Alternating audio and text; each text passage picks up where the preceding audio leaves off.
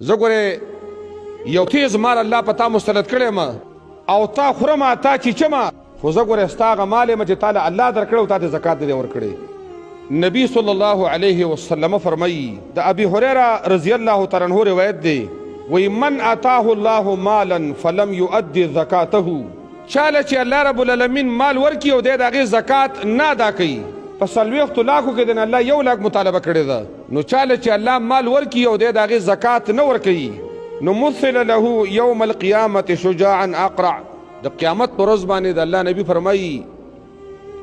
وی د دغه مال نه به الله رب العالمین یو گنجې مار جوړ کړي وی د دې مال نه به یو بدترین تیز مار الله جوړ کړي د دې مال نه چې هغه به گنجې او له زبیبتانې گنجې مار به د سترګو د پاسه به تور داغونه غوندي داغونه او یطوقه یوم القیامه د الله رسول فرمایي وی د قیامت چې هغه 50,000 کاله ورځ ده د در د غاړه نه به چاپیره شي او د ده په دا وښکي به دواړه د مار راونیسي د خولې دا وښکي او دله به ټک ورکوي دی به چیچي او دا به ورته وایي چې انا مالک و انا کنزک. زه ګورې یو تیز مال الله په تا مسلط کړی یم او تا خورم تا چیچم خو زه ګورې ستا هغه مال یم چې تا له الله درکړی او تا ته زکات نه دی ورکړی تا له الله درکړی او تا پکې د الله حصه نه ده کړې. محمد رسول الله صم دا آیت ولوسته سورې توبې د آیت چې دا غلی کېږي او په هغې باندې د دیو مخونه تندي او د دیو شاګانې دی وړخونه او دوی له به یو درناک عذابي نو دا عذاب محمد رسول الله صم بیان کړ. دریم حدیث کې رسول الله صم فرمایي وی یکون کنز احدکم یوم القیامه شجاعا اقرع د ده د اعمال به د قیامت په ورځ باندې یو تیز ماري گنجې مار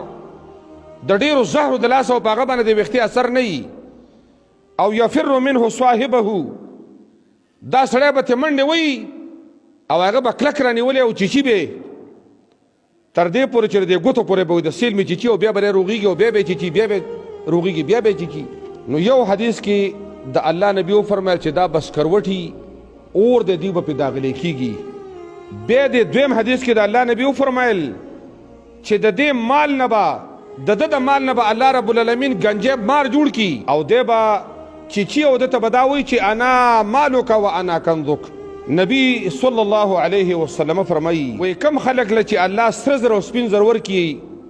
دینار او دراهم موږ ته په دې زمانه کې پیسې او لوټونه وایو او لا یؤدي منها حقها دی د هغې نه د الله رب العالمین برخه نه ورکوي نو د قیامت په ورځ باندې به وایي د دې نه د اور تختې جوړې شي لکه د خښتو دی په شان دلته را خښتې دا بلاک دي او فوهمی علیها فی نار جهنم